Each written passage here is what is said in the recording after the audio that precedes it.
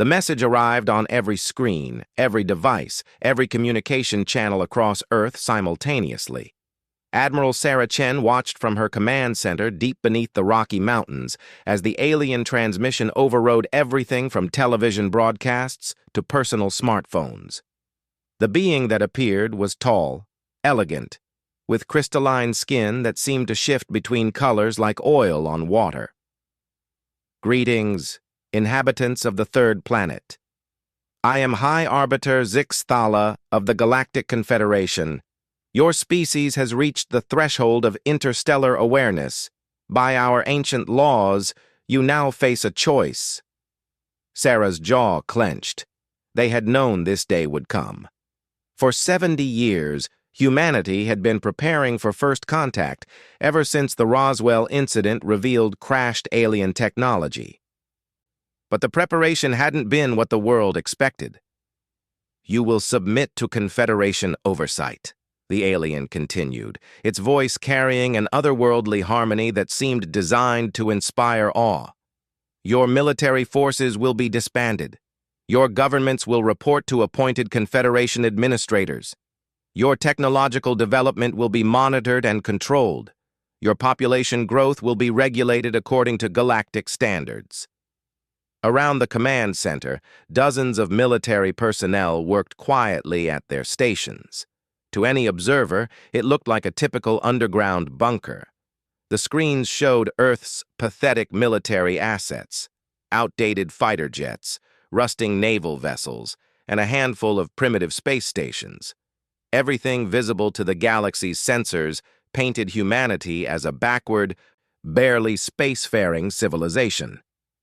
"You have one solar rotation to respond with your unconditional surrender," Zix Thala declared. "Failure to comply will result in immediate military intervention. Do not mistake this for a negotiation. The Confederation has brought peace to 10,000 worlds. Resistance is futile." The transmission ended, leaving Earth in stunned silence. President Martinez appeared on emergency broadcasts within an hour, his face grave but resigned. "My fellow humans, we have received a communication from an advanced galactic civilization. After consulting with world leaders and our top scientists, we have decided that resistance would be futile. We will comply with their demands to spare humanity unnecessary suffering." But in the hidden command center, Admiral Chen smiled coldly as she watched the president's performance. Martinez was playing his role perfectly. The actor they had chosen looked enough like the real president to fool casual observation, and his defeatist speech would convince the aliens that humanity was accepting defeat. The real President Martinez was 3 levels deeper underground, coordinating with Project Shadowfall. "Status report," Admiral Chen called out to her staff. "Shadow Fleet reports ready status across all quadrants," came the reply from Colonel Williams. "Deep Space Array is online and tracking all Confederation vessels. The Sleeper network has been activated." Admiral Chen nodded. 70 years of secret preparation were about to be tested. When the first crashed alien ship had been recovered in 1947, a small group of visionaries had realized that humanity's survival would depend not on revealing their technological advances to the world, but on hiding them from the galaxy. The crashed ship's technology had been reverse-engineered in complete secrecy. Not even most world governments knew the full truth. While the public saw humanity struggle with conventional rockets and primitive space exploration, the real human space program had been building something far more advanced in the shadows. Dr. Elena Vasquez entered the command center, her tablet showing streams of data. "Admiral, the Confederation fleet has taken position at the edge of our solar system. 67 vessels of various classes. Their formation suggests they're confident we'll surrender without resistance." "Let them be confident," Admiral Chen replied. "What's the status of the Trojan protocols?" "All Sleeper agents have confirmed receipt of activation codes. The Confederation has been monitoring our communications and technology for the past 6 months, just as we expected. They think they know everything about our capabilities." Sarah remembered the day they had discovered the alien observation posts scattered throughout the solar system. Hidden monitoring stations that had been watching Earth for decades, cataloging human military assets and technological development. At first, it had been terrifying to realize they were being watched. Then, it became an opportunity. Every piece of technology the aliens had observed was deliberately primitive. Every military exercise they monitored was designed to showcase humanity's weakness. While alien sensors tracked Earth's pathetic collection of conventional weapons, the real human military had been developing in complete stealth. The breakthrough had come 30 years ago when Dr. Heinrich Müller cracked the alien faster-than-light communication system. Not only could humans now listen in on Confederation communications, they could plant false information in alien networks. The galaxy thought humanity was exactly what they appeared to be, a young, weak species barely capable of reaching their own moon. "Admiral," Lieutenant Torres called from the communication station, "we're receiving reports from our deep cover assets across the galaxy. The Confederation is mobilizing additional fleets. This isn't just about Earth anymore." Sarah wasn't surprised. Intelligence reports had suggested that the Confederation was facing rebellion on multiple fronts. Several species were growing tired of galactic oversight, but none had the technology or coordination to mount effective resistance. Earth's submission was meant to demonstrate Confederation power to potential rebels across the galaxy. "Show them the fleet positions," Sarah commanded. The main display shifted to show the solar system.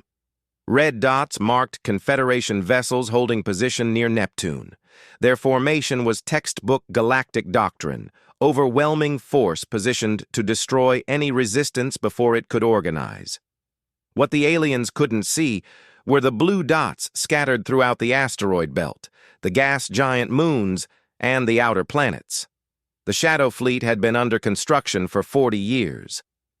Built in hidden facilities on the dark side of the moon, in hollowed-out asteroids, and in orbital shipyards that existed only as debris fields to alien sensors, humanity's true military had grown in complete secrecy. Every vessel was equipped with technology decades beyond what the galaxy believed humans possessed. "How many ships are we looking at?" Admiral Chen asked. "Full deployment shows 437 vessels ready for immediate combat," Colonel Williams reported. "Another 215 in reserve positions. All ships report green status on shadow drives and quantum weapons systems." The shadow drive technology was humanity's greatest achievement. By studying crashed alien vessels and intercepted Confederation technical manuals, human engineers had developed something the galaxy had never seen: ships that could operate completely outside normal space-time detection. To alien sensors, the Shadow Fleet simply didn't exist. "Ma'am," Dr. Vasquez interrupted, "we're getting reports from the Sleeper Network. Confederation ships across the galaxy are beginning to experience technical difficulties." Sarah's smile widened. The Sleeper Network was perhaps their most audacious project. For 20 years, human agents had been infiltrating Confederation territory using stolen alien transportation and forged identification. They had taken jobs on alien worlds, joined alien military forces, and even worked their way into positions within Confederation command structures. The aliens' arrogance had made it possible. They viewed humans as so primitive that the idea of human infiltration never occurred to them. When the few humans encountered in alien space claimed to be refugees or traders who had acquired alien technology, the Confederation accepted their stories without question. Now, those sleeper agents were activating. Quantum viruses, planted months ago in alien computer systems, were beginning to corrupt Confederation networks. Navigation systems were developing glitches. Communication arrays were experiencing mysterious interference. Weapons systems were showing false targeting data. "The beauty of it," Dr. Vasquez had explained to Admiral Chen years ago, "is that they'll assume it's natural system degradation or possibly sabotage by local rebels. They'll never suspect that a primitive species like humanity could execute galaxy-wide cyber warfare. "Admiral," came another report, "Confederation forces are demanding immediate response to their ultimatum. They're giving us 6 hours instead of the full day." "They're nervous," Colonel Williams observed. "Something must be happening elsewhere in their territory." Sarah nodded. Intelligence suggested that 3 different species were considering rebellion against Confederation rule. The timing wasn't coincidental. Earth's apparent submission was meant to discourage those rebellions by demonstrating the futility of resistance. But if those rebellions were starting anyway, the Confederation would want to deal with Earth quickly to free up forces for other conflicts. "Perfect," Sarah said. "The more urgent they are, the less carefully they'll examine our response." The response had been crafted carefully. Earth would agree to surrender, but only after a formal ceremony demonstrating Confederation power. The aliens would be invited to enter Earth's atmosphere for a display of their advanced technology, allowing Earth's population to witness their new masters. It was exactly the kind of psychological warfare the Confederation preferred. What they didn't know was that it would bring their fleet within range of humanity's hidden weapons. "Status on the quantum cannons?" Sarah asked. "All 17 installations report ready," came the reply. "Targeting solutions have been calculated for maximum effect." The quantum cannons were humanity's ultimate defensive weapon. Built into seemingly natural formations across Earth's surface, they appeared to alien sensors as nothing more than interesting geological features, but each one could punch through alien shields like they were made of paper. More importantly, they were powered by the same energy source that the Shadow Fleet used, controlled micro-black holes that humanity had learned to create and contain using modified alien technology. The galaxy had no idea such technology was possible. "Time to target?" Sarah asked. "If the Confederation accepts our surrender proposal and approaches Earth as expected, they'll be in optimal range in 18 hours. Admiral Chen walked to the central display, studying the positions of enemy and friendly forces. 70 years of preparation had led to this moment. Humanity had spent decades appearing weak while building strength in the shadows. The galaxy was about to learn that Earth was not the helpless world it appeared to be. "Send the surrender message," she commanded, "and activate Phase 2 of Shadowfall." Across the solar system, hidden installations began powering up. On the dark side of the moon, massive hangar doors that had been disguised as crater formations began to open. In the asteroid belt, seemingly dead rocks began to reconfigure themselves into battleship hulls. Around Jupiter's moons, what alien sensors had catalogued as mining equipment revealed itself to be the components of military shipyards. The Shadow Fleet was emerging from hiding. Lieutenant Torres looked up from her communications console. "Admiral, incoming transmission from Shadow Command Alpha. Admiral Thompson reports the outer perimeter is ready to engage. Admiral Singh confirms the inner defense grid is powered and targeting. Admiral Kowalski sends word that the deep strike teams are in position behind enemy lines." Sarah felt a moment of pride in what humanity had accomplished. They had built not just a secret fleet, but an entire shadow military structure that rivaled anything the galaxy had seen. 3 separate fleet commands, each larger than the forces most worlds could deploy, all hidden from alien detection. "What about our allies?" she asked.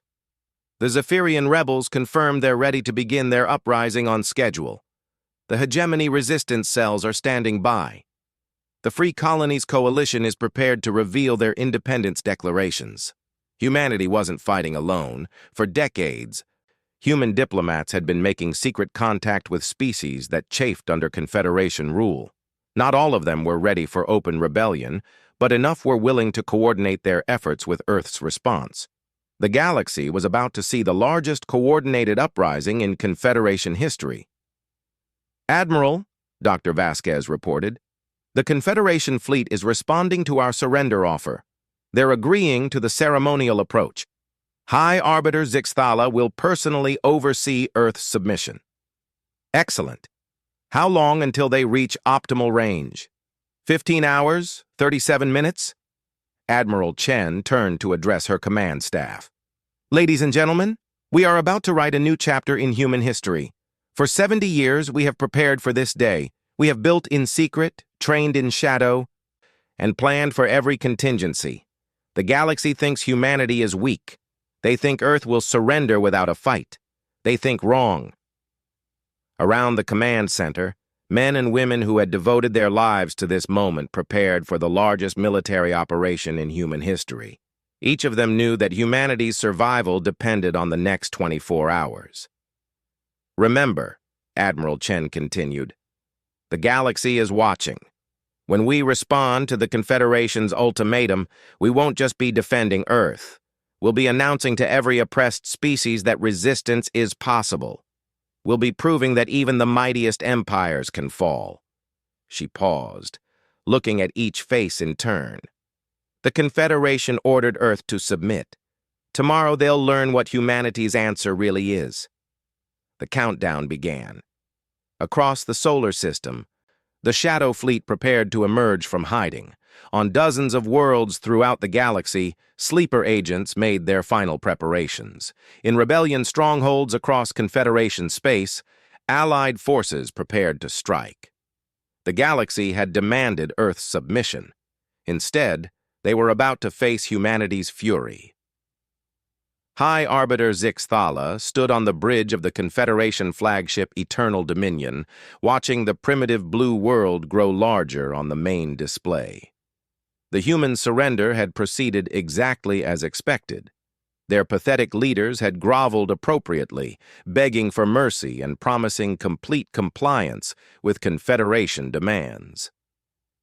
Status report, Zix Thala commanded, its crystalline features reflecting the bridge lights. All ships in formation, High Arbiter, replied Fleet Commander Kethvar.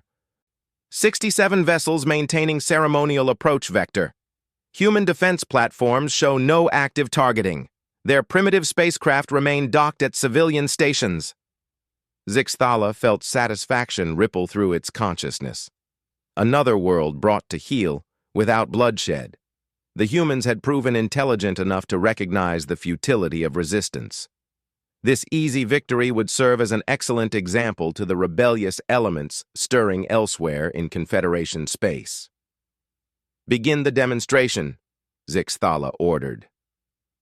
Across the Confederation fleet, weapons charged and shield generators hummed to life. The display was purely for psychological effect, a show of overwhelming power to crush any lingering thoughts of human resistance. Energy cascaded across alien hulls in patterns of blue and gold, creating a light show visible from Earth's surface. On Earth, Admiral Chen watched the alien display from her hidden command center. Right on schedule, she murmured. How long until they reach the kill zone? 8 minutes, 37 seconds, Colonel Williams reported. All Shadow Fleet elements report ready status. Quantum cannons are locked and loaded. The Trojan viruses have achieved 67% infiltration of enemy systems. Sarah nodded, her eyes never leaving the tactical display. The Confederation ships were moving in perfect formation, their shields raised in ceremony rather than combat configuration. Their sensors were focused on Earth's surface, cataloging human cities and military installations. They had no idea what was waiting for them. Admiral, Lieutenant Torres called out, receiving final confirmation codes from all Shadow elements. Operation Shadowfall is ready to execute on your command. But before Admiral Chen could respond, alerts began flashing across alien displays throughout the Confederation fleet. High Arbiter! Kethvar's voice carried a note of confusion. I'm reading massive energy signatures throughout the system. These readings, they can't be correct. Zix Thala's attention snapped to the sensor displays. What it saw defied understanding. Across the solar system, space itself seemed to be tearing open. Massive structures were emerging from what had appeared to be empty vacuum or natural phenomena. In the asteroid belt, rocks were unfolding into geometric patterns that could only be artificial. Around Jupiter's moons, installations the size of small cities were powering up systems that registered as pure energy on alien sensors. "Impossible," Zixathala whispered. "Scan again. These readings are clearly erroneous." But the readings didn't change. If anything, they intensified. On the dark side of Earth's moon, what had appeared to be natural craters were revealing themselves as massive hangar bays. Ships were emerging, not the primitive chemical rockets the Confederation expected, but sleek vessels that seemed to bend light around themselves. "High Arbiter," Kethvar's voice was tight with disbelief. "I'm reading 437 distinct vessel signatures. Energy output suggests technology comparable to our own." In the hidden command center, Admiral Chen smiled. "Execute Shadowfall." The order went out instantly across quantum communication channels the aliens couldn't detect. Throughout the solar system, humanity's true military finally revealed itself. The first Shadow Fleet ships to decloak were the destroyers positioned in Earth's orbit. They materialized around the Confederation fleet like ghosts becoming solid, their hulls dark as midnight, but crackling with energy that made space itself ripple.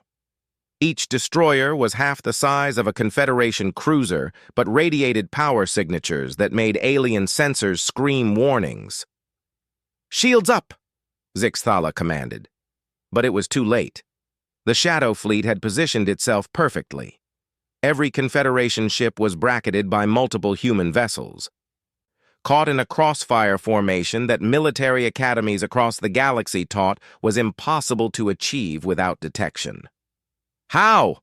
Kethvar demanded, working frantically at its console. "How did they mask this many ships? How did we not see them coming?" On Earth's surface, the quantum cannons fired first. 17 beams of pure energy lanced upward from what alien surveys had cataloged as mountains, valleys, and islands. The beams punched through the Confederation formation like needles through cloth, striking with precision that suggested targeting computers beyond anything the galaxy had seen. The first alien ships to die were the escorts flanking Zixathala's flagship. Their shields flared and collapsed in seconds, energy patterns unlike anything in Confederation databases. The hulls beneath disintegrated not from heat or kinetic force, but from something that seemed to unweave the very atoms holding them together. "Return fire!" Zixathala screamed, but the order was unnecessary. Confederation crews were already scrambling to respond to the impossible ambush. But when alien weapons fired, their targeting systems found nothing but empty space. The human ships were there, clearly visible to the naked eye, but completely invisible to Confederation targeting computers. Energy beams passed harmlessly through space where sensors insisted enemy vessels should be, while return fire struck alien hulls with devastating accuracy. "Report!" Zixathala demanded, as its flagship shuddered under human fire. "Our targeting systems are non-functional," Kethvar replied, its voice tight with panic. "Sensors detect the human ships but cannot establish lock. It's as if they exist in a different dimensional phase." Admiral Chen watched the battle unfold with grim satisfaction. The shadow drive technology was performing exactly as designed. By operating slightly out of phase with normal space-time, human ships could see and fire at enemies while remaining effectively untargetable. It was a breakthrough that even alien science couldn't counter. "Shadow Fleet Alpha, begin Phase 2, Admiral Chen commanded. Throughout the solar system, the hidden installations revealed their true purpose. What alien intelligence had cataloged as asteroid mining operations were actually shipyards that had been producing vessels for decades. The mining equipment on Jupiter's moons was revealed to be the largest manufacturing complex in human space, churning out weapons and supplies for the shadow military. From these hidden bases, the reserve elements of the Shadow Fleet began emerging. Heavy cruisers that dwarfed anything in the Confederation formation materialized from asteroid fields and gas giant atmospheres. Their hulls were works of art, smooth curves that seemed to flow like liquid metal, covered in geometric patterns that hurt to look at directly. "High Arbiter!" came a panicked report from one of the surviving escort ships. "The human vessels are using weapons we don't recognize. Our shield harmonics can't adapt to the frequencies they're generating." Zixthala watched in horror as another of its ships died under human fire.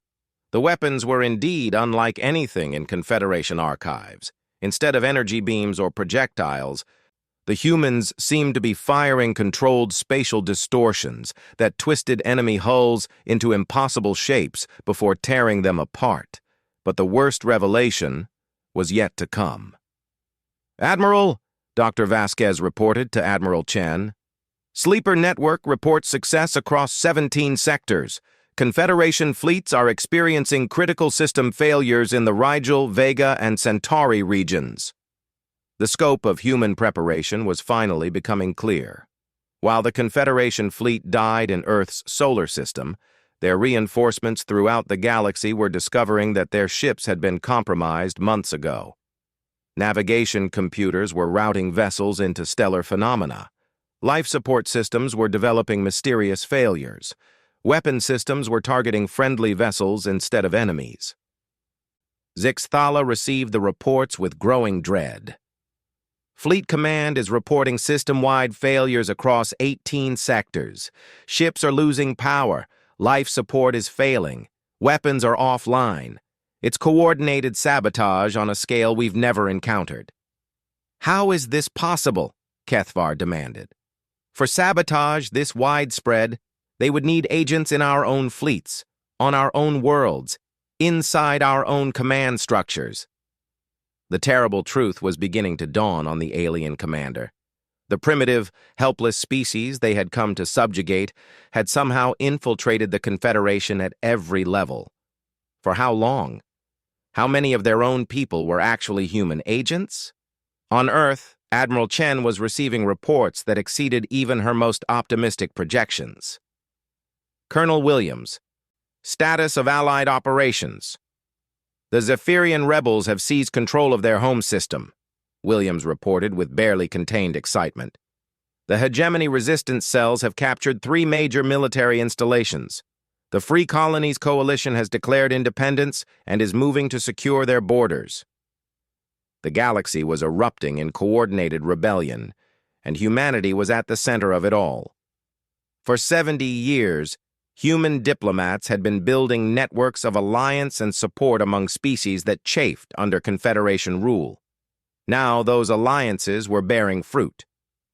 "Sir," Lieutenant Torres called out, "we're receiving surrender requests from multiple Confederation vessels. They're requesting permission to withdraw." Admiral Chen considered the tactical situation. The Confederation fleet was broken, their formations scattered, and their command structure in chaos. Half their ships were destroyed or disabled, and the remainder were trapped in a kill zone they couldn't escape. But this wasn't just about defeating one fleet. This was about sending a message to the entire galaxy. "Negative," Admiral Chen replied coldly. "No quarter asked, none given. The Confederation came here to force humanity into submission. They'll learn what submission really means." The Shadow Fleet pressed its attack with mechanical precision.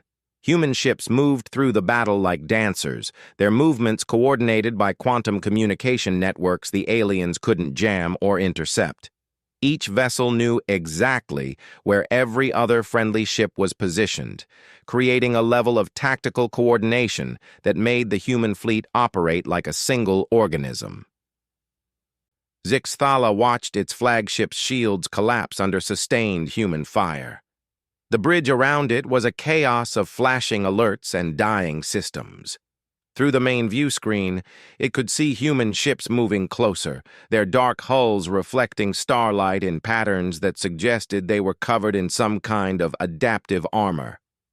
"High Arbiter," Kethvar gasped, injured from an exploding console. "I'm reading massive energy buildups throughout the human fleet. They're preparing for something." On the Shadow Fleet flagship Retribution, Admiral Thompson smiled as she watched the alien formation crumble. The Confederation had brought 67 ships to subjugate humanity. In 18 minutes of combat, 53 of those ships had been destroyed or disabled. "All ships, prepare for the final demonstration," she commanded. "Target the flagship for capture. We want their High Arbiter alive." Throughout the human fleet, weapons systems reconfigured for non-lethal engagement. Tractor beams, another technology the galaxy didn't know humans possessed, locked onto the surviving Confederation vessels. But these weren't conventional tractor beams. Using the same dimensional manipulation technology that powered their shadow drives, human ships could lock onto enemy vessels regardless of their speed or evasive maneuvers. "We're caught in some kind of gravitational field," HFY reported as the alien flagship found itself immobilized. "Engines at maximum power, but we're not moving."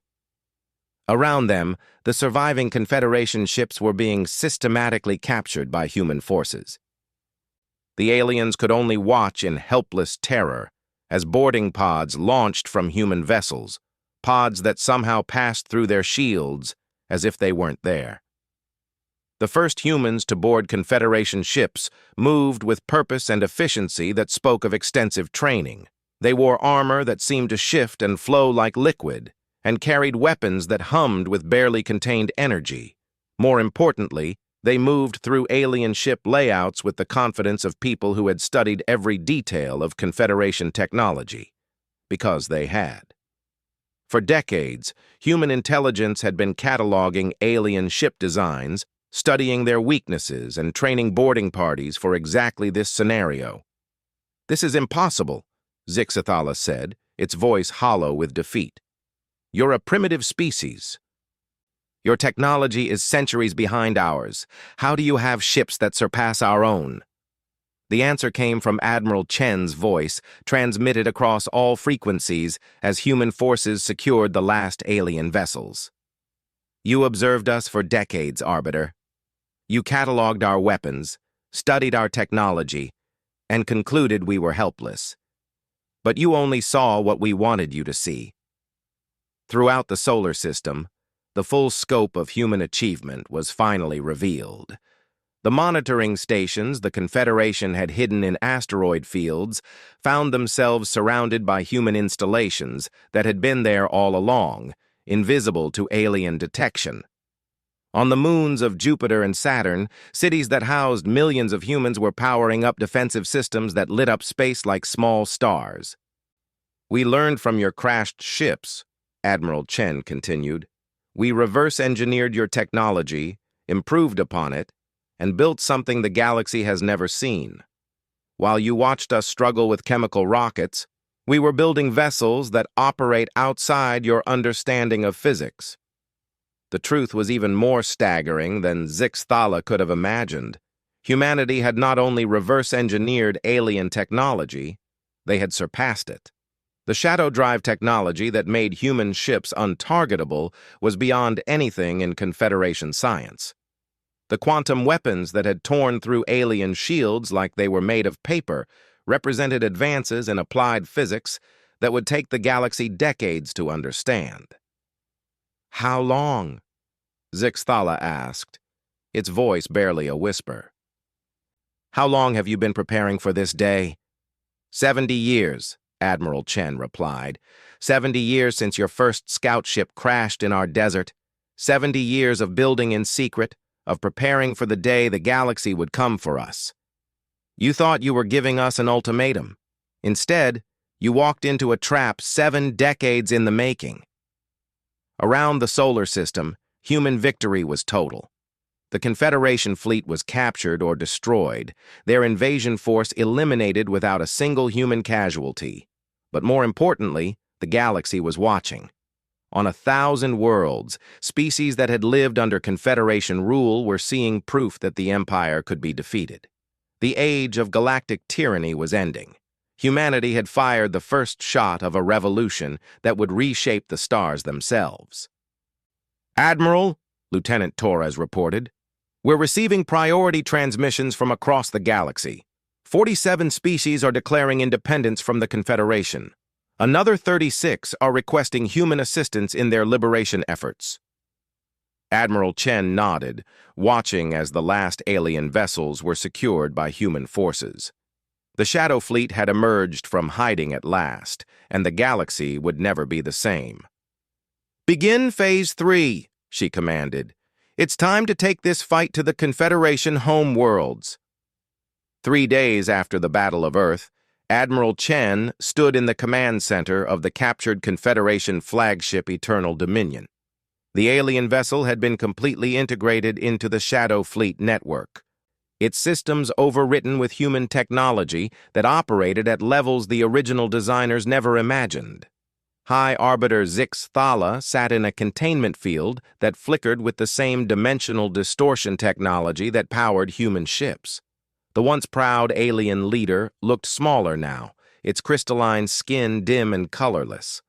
Around the chamber, human technicians worked at stations they had modified to interface with both alien and human systems. "Report," Admiral Chen commanded as she entered the bridge.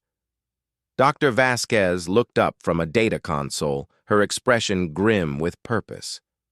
"We've completed analysis of the Confederation military networks. The sleeper virus packages have achieved 93% penetration across all active fleets.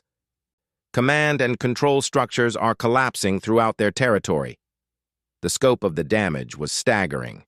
For decades, human sleeper agents had positioned themselves throughout Confederation space, many rising to positions of significant authority within alien military and government structures. When the activation codes went out, they had unleashed digital warfare on a scale the galaxy had never seen. "What about fleet positions?" Admiral Chen asked.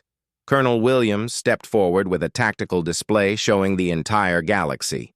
Red markers indicated Confederation strongholds, while blue showed areas where human influence was taking hold.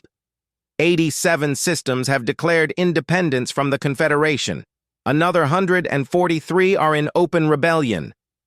The Confederation is trying to maintain control of their core territories, but they're losing ground hourly. The display showed a galaxy in flames. What had begun as humanity's defense against a single demand for submission had exploded into the largest galactic war in recorded history. Species that had lived under Confederation rule for centuries were throwing off their chains, inspired by humanity's impossible victory. "Sir," Lieutenant Torres called out, "receiving priority transmission from Admiral Thompson aboard the Retribution. The Deep Strike mission has reached the Arcturus system." Admiral Chen smiled coldly. While the galaxy erupted in rebellion, humanity hadn't been content to wait for the war to come to them. The Shadow Fleet's Deep Strike teams had been launching surgical attacks against Confederation command centers, using the same dimensional manipulation technology that had made their ships invisible to alien sensors. The transmission resolved on the main screen, showing Admiral Thompson's face surrounded by the controlled chaos of a ship in combat. Behind her, status displays showed the progress of the assault on Arcturus Prime, one of the Confederation's major military command centers. "Admiral Chen," Thompson reported, "the Arcturus operation is proceeding ahead of schedule. Confederation defenses were completely unprepared for our dimensional assault capabilities. We've secured the orbital platforms and are beginning ground operations."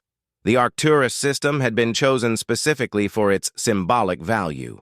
It housed the Confederation's primary military academy and served as headquarters for 3 major fleet commands. Its fall would send shockwaves throughout alien space. "What's the status of local forces?" Admiral Chen asked. "The Arcturian people have risen in full rebellion," Thompson replied. "Turns out, they've been planning their own uprising for years, just waiting for the right moment. Our arrival gave them the signal they needed." It was the same pattern repeating throughout the galaxy. Humanity's victory had not just defeated one Confederation fleet. It had inspired countless species to believe that freedom was possible. The psychological impact was as devastating as any weapon. Dr. Vasquez looked up from her analysis of alien communications. "Admiral, we're intercepting Confederation emergency councils. They're discussing something called the Final Protocol." Admiral Chen's attention sharpened. Intelligence reports had suggested the existence of some kind of ultimate weapon in Confederation arsenals, but details had been scarce. "What kind of protocol?" "I'm analyzing the communications now," Vasquez replied, her fingers dancing across holographic controls. "It appears to be some kind of planet-killer technology. They're discussing deploying it against rebel worlds to end the uprising." The revelation sent a chill through the command center. The Confederation, faced with the collapse of their empire, was prepared to commit genocide on a galactic scale rather than lose control. "How long before they can deploy it?" Admiral Chen asked. "Unknown. The communications are heavily encrypted, but estimates suggest days rather than weeks." Admiral Chen turned to the containment field holding Zixthala. The alien leader had been silent since its capture, seemingly broken by the revelation of humanity's true capabilities. Now she needed answers. "Arbiter," Admiral Chen said, her voice carrying the authority of someone who held its life in her hands. "Tell me about the final protocol." Zixthala's crystalline features shifted colors in what humans had learned indicated deep emotional distress. "You do not understand what you have unleashed," it said, its voice hollow. "The Confederation has maintained peace for 10,000 years. Without our guidance, the galaxy will tear itself apart." "The Confederation maintained control through fear and oppression," Admiral Chen replied coldly. "That's not peace, that's slavery. Now tell me about the protocol, or I'll let Dr. Preta Vasquez extract the information from your neural patterns." The threat was real. Human technology had advanced to the point where they could directly interface with alien brain structures, extracting information regardless of the subject's cooperation. It was a capability that terrified the Confederation leadership even more than human ships. Zixthala's color shifted to patterns that indicated resignation. "The final protocol authorizes the deployment of star-killer weapons against any world in open rebellion. The weapons destabilize stellar cores, causing entire solar systems to be consumed in nova events." The horror of it was staggering. The Confederation was prepared to murder billions, to destroy entire civilizations, rather than lose their grip on power. But Admiral Chen felt no surprise. Oppressive regimes throughout history had always been willing to commit atrocities to maintain control. "How many of these weapons exist?" she demanded. 17 star killers are deployed throughout Confederation space," Zixthala replied. "Each one is capable of destroying multiple systems.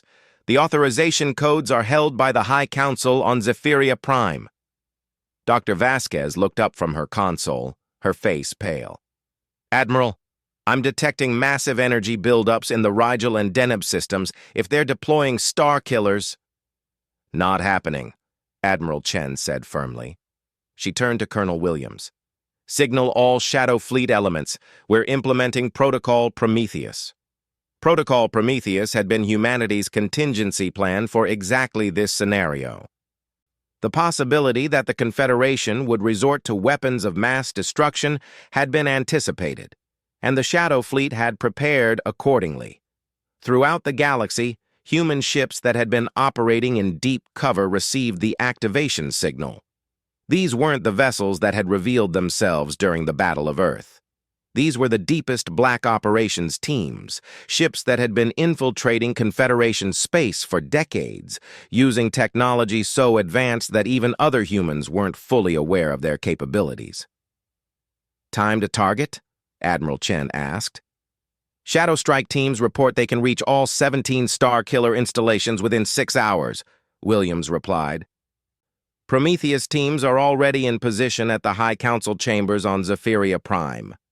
The speed of the response demonstrated just how thoroughly humanity had prepared for this conflict.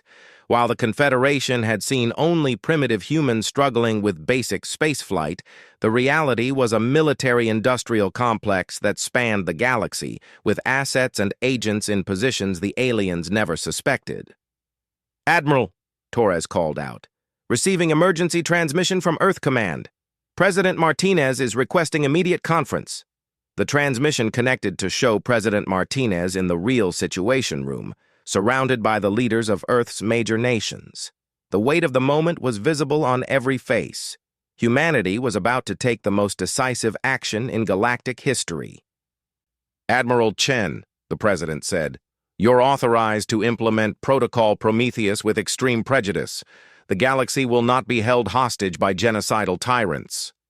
The authorization was both expected and sobering. What they were about to do would reshape galactic civilization forever. There would be no going back. "Understood, Mr. President," Admiral Chen replied. "Beginning implementation now." The orders went out across quantum communication networks that spanned the galaxy. On 17 different worlds, human operatives who had lived as sleepers for decades activated the most advanced technology humanity had ever deployed. The star-killer weapons that the Confederation planned to use for galactic genocide found themselves surrounded by human forces wielding technology that made their own weapons look primitive. But the most critical operation was taking place on Zephyria Prime, the Confederation capital world. Deep beneath the planet's crust, in chambers that alien scanners had never detected, human teams prepared to strike at the heart of galactic tyranny. The Prometheus teams emerged from dimensional hiding like ghosts, becoming solid. Their armor was beyond anything even the Shadow Fleet used. Personal dimensional manipulation fields that made them effectively immune to conventional weapons. They moved through Confederation defenses like they didn't exist, because to alien sensors, they didn't. Admiral Singh, commanding the Zephyria operation, from her flagship, hidden in the planet's upper atmosphere, watched the assault unfold with grim satisfaction. "Target the High Council chambers," she commanded. "Priority is capture of council members and seizure of all Starkiller authorization codes." The assault was surgical in its precision.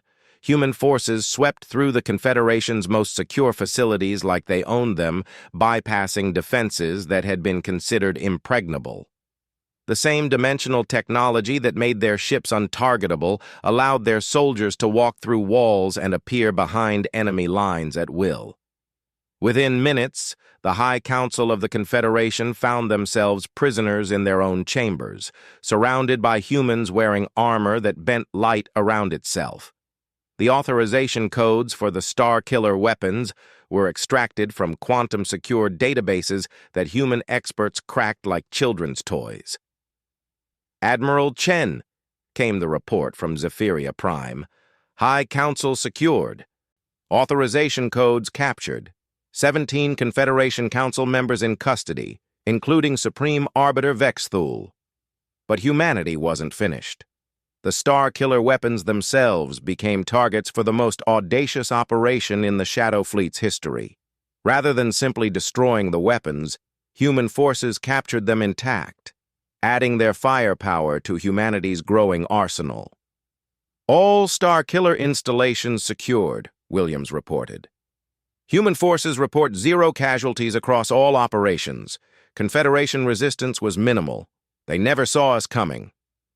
Admiral Chen nodded, but felt no satisfaction in the victory. The easy success only highlighted how thoroughly the aliens had underestimated humanity. They had built their empire assuming no one could challenge them, and that arrogance had made them vulnerable to an enemy they never saw coming. "What's the status of the rebellion?" she asked. Dr. Vasquez consulted her displays, which now showed data streams from across the galaxy. 237 systems have declared independence. The Free Worlds Coalition has formed a provisional government. The Zephyrian rebels have liberated their entire sector. The Confederation's territorial control has collapsed to less than 30% of previous holdings. The galaxy was transforming before their eyes. In 3 days, humanity had gone from apparent helplessness to effective control of galactic affairs. But with that power came responsibility that weighed heavily on Admiral Chen's shoulders. Sir, Torres called out, incoming transmission from the Free Worlds Coalition. They're requesting human assistance in establishing new governmental structures. It was the moment Admiral Chen had both anticipated and dreaded. Humanity had broken the old order, but what would replace it? The Shadow Fleet had the power to impose human will across the galaxy, but that would make them no better than the Confederation they had overthrown. "Connect me to Coalition leadership," she commanded. The transmission showed representatives of dozens of species, beings who had lived under Confederation rule for centuries and were now tasting freedom for the first time. Their hope was evident, but so was their uncertainty about the future. "Admiral Chen," spoke their leader, a being whose species Chen didn't recognize. "The Coalition formally thanks humanity for the liberation of our worlds. We request guidance in establishing new systems of governance that will ensure the freedom you have given us." Admiral Chen considered her response carefully. The next words would shape the future of galactic civilization. "The Shadow Fleet did not fight to replace one empire with another," she said finally. "We fought for the principle that no species should be forced to bow to another's will. The future of your worlds is yours to decide." The alien leaders exchanged glances that spoke of surprise and relief. They had expected humanity to demand tribute or territory in exchange for their liberation. Instead, they were being offered something unprecedented in galactic history: genuine independence. "However," Admiral Chen continued, "humanity offers our assistance in building new institutions that will prevent future tyranny. We propose a galactic council of free worlds where each member species maintains sovereignty while cooperating for mutual benefit." It was a radical concept that turned millennia of galactic tradition on its head. Instead of hierarchical empire, they would build a federation of equals. Instead of rule by force, they would govern by consensus. The response was immediate and overwhelming. Species after species stepped forward to endorse the proposal, their representatives speaking of hope for a future none had dared imagine. But not everyone was celebrating. In the containment field, Zixthala watched the proceedings with what appeared to be a mixture of horror and sadness. "You have destroyed 10,000 years of galactic order," it said to Admiral Chen. "What makes you think you can build something better?" Admiral Chen looked at the alien leader with something approaching pity. "Because we're not trying to rule," she replied. "We're trying to free. There's a difference you've never understood." The communication from the Coalition continued for hours as species after species added their voices to the growing alliance. But Admiral Chen's attention was drawn to the tactical displays showing the state of Confederation territory. "What's happening in the core systems?" she asked Williams. "Massive civilian evacuations from Confederation strongholds," he replied. "Intelligence suggests the remaining Confederation leadership is consolidating forces for a final stand, but their military capabilities have been reduced by 97%. The war was effectively over. The Confederation's fleets were destroyed or captured, their weapons seized, their leadership imprisoned. The remaining Loyalist forces were isolated in a handful of systems, cut off from support and facing rebellion from their own populations. But Admiral Chen knew that ending a war was often harder than winning one. The galaxy would need time to heal from millennia of oppression, and humanity would play a crucial role in that healing process. "Admiral," Dr. Vasquez called out, "receiving reports from our deep space monitoring stations. We're detecting incoming transmissions from outside the galaxy." The revelation sent a chill through the command center. If there were other galactic civilizations beyond their borders, humanity's actions might have attracted unwanted attention. "Analysis?" Admiral Chen demanded. "The transmissions appear to be—" "Congratulations," Vasquez replied with evident surprise. Multiple extragalactic civilizations are expressing approval for the overthrow of the Confederation. Apparently, galactic tyranny is not unique to our region of space.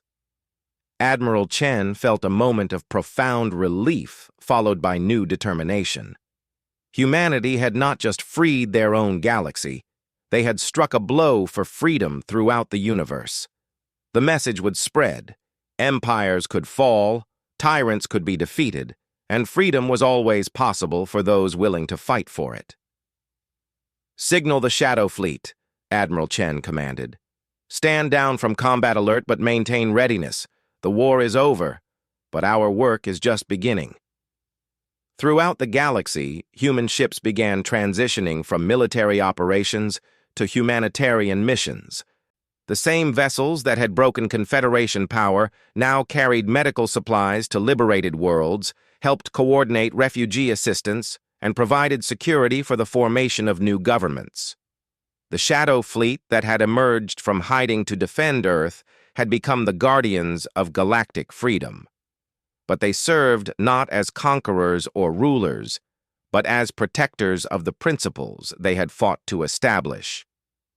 Admiral Chen looked out at the stars through the captured flagship's viewports, knowing that each point of light represented worlds where people were breathing free air for the first time in generations. The galaxy had ordered Earth to submit, and humanity had replied with flames that burned away the chains of tyranny forever. The age of galactic empires was over. The age of freedom had begun. And at its heart stood humanity, the species that had spent 70 years preparing for one moment and used that moment to change the destiny of the stars themselves.